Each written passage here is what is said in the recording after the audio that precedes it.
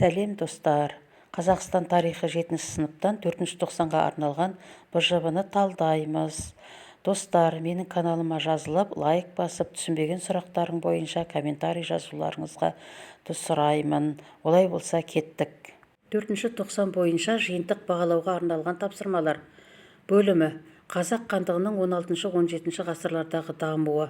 Тақырыбы: Қасым хан тұсындағы қазақ хандығының күшеюі, қазақ хандығының бірлігінің нығаюы. Тәуке хан тұсындағы қазақтардың қоғамдық құқықтық жүйесі. Бірінші тапсырма: төмендегі кестеде берілген тірек сөздерді мәтіндегі бос орындарға орналастырамыз. Онда 1.300.000, 5 және 7 деген сандар тұр. Осыны мәтін бойынша орналастыруымыз керек. Қасым ханның тұсында қазақ хандығы саяси, әлеуметтік, экономикалық жағынан дамыды. Мұхаммед Хайдар Дулатидың дерегі бойынша Қасым ханның 300.000 әскері болған, ал халқы нешеге жеткен? Миллионға жеткен. 1511-18 жылдары 7 жыл билік етті. Қасым хан қоғамдық қайшылықтарды болдырмас үшін Қасым ханның қасқа жолы атты заңдар жинағын шығарды. Заң 5 бөлімнен тұрды. Қасым тұсында қазақ хандығы күш қуаты артқан, әлемге танылған елге айналды. Елдің шекарасы солтүстікте Ұлытау, оңтүстікте Сырдария мен Түркістан облысына, батысында Жайық, шығысында Балқашқа дейін созылып жатты. Хандықтың астанасы Сырдария бойындағы Сығанақ қаласы болды. Тапсырма, балалар: Қасым хан тұсындағы қазақ хандығының территориясын белгілейміз.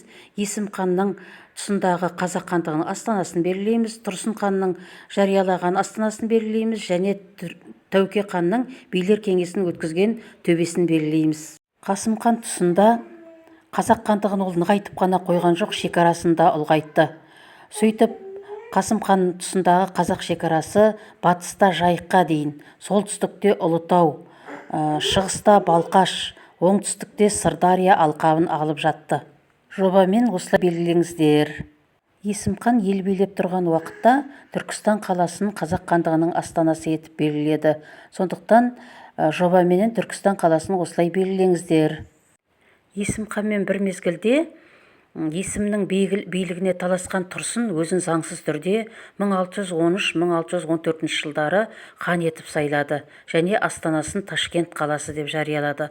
Сондықтан Ташкент қаласын жобамен осылай белгілейміз. Тәуке хан болғаннан кейін қазақ хандығының асқынған ішкі феодалдық және талас тартыспен бытыраңқылықты жоюға тырысты. Бір орталыққа бағынған қазақ хандығын құруға күш салды. Ол хандық билікті нығайтуға бағытталған тың өзгерістер енгізді. Тәуке хан өзінің билігін күшейту мақсатын көздеп билерге арқа сүйеді. Билер көбіне хандықтың ішкі өмірін, сыртқы саяси өмірінің аса маңызды мәселелерін шешіп отырды. Билер кеңесі Битөбеде, Мәртөбеде, Күлтөбеде өткізілді. Біз тапсырма бойынша Күлтөбені белгілеуіміз керек. Сондықтан Сырдария облысының Ангрен қаласының маңындағы Күлтөбені белгілейміз жобамен. Үшінші тапсырма: кесте толтыру. Қазақ хандарының көрші Орта Азия мемлекеттерімен, Жоңғар мемлекетімен және Ресей мемлекетімен сыртқы саясатын талдауымыз керек. Жалпы Қасым хан тұсында қазақ мемлекеті бұл өз алдына дербес тәуелсіз мемлекет болды. Тіпті Орта Азия мемлекеті, Шығыс Еуропа мемлекеттеріне дейін танылды. Ал қазақ хандығының сол кездегі шекарасы солтүстікте Ресей менен, шығысында Жоңғар хандығы мен оңтүстігінде Орта Азия менен шектесіп жатты. Қазақ хандығында Қасым хан осы елдерменен саяси байланыс жүргізді. Мысалы, Ресей мемлекетімен сауда-саттық және дипломатиялық, Орта Азиямен де сауда-саттық дипломатиялық қарым-қатынас жүргізді. Бірақ Орта Азия мемлекетінің басшысы Мұхаммед Шайбанименен ұзақ жылдар бойы сыр бойындағы қалалар үшін күрес жүргізді. Ал Жоңғар мемлекеті бұл кезде әлі де орны құрылған жоқ. Жоңғар мемлекеті өздерің білесіңдер 1635 жылы құрылды. Сондықтан бұл кестені толтырмай қоюларыңа болады. Тәуке хан кезіндегі сыртқы саясатқа келетін болсақ, жалпы алғанда Ресеймен және Орта Азия елдеріменен біршама бейбітшілік қарым-қатынас болды. Ресейменен қарым-қатынастағы кейбір мәселелерді, қайшылықтарды шешу үшін және керуен жолдарының қамтамасыз ету үшін Тәуке хан 1687-1693 жылдары Тобыл қаласына елшілік жіберді. Ал Орта Азия елдері менен де бейбіт сауда-экономикалық байланыстар жүргізілді. Тәуке хан кезіндегі сыртқы саясаттағы аса маңызды кезең бұл жоңғар шапқыншылығы болды.